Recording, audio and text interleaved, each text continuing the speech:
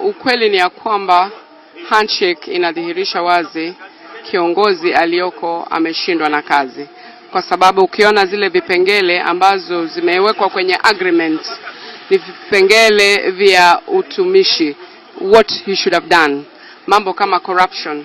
Wakati alipokuwa akiingia kwenye debe alisema atakap corruption, zero tolerance.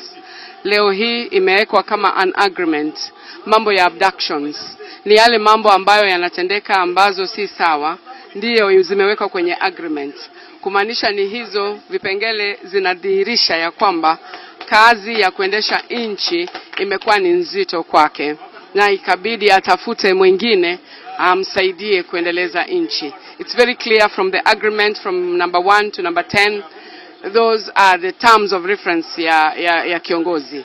So kama leo terms of reference ambayo ndiye alianza nayo kazi ndio imekuwa agreement ya kuungana na mwingine, it's very clear that kazi imekuwa ni nzito kwake.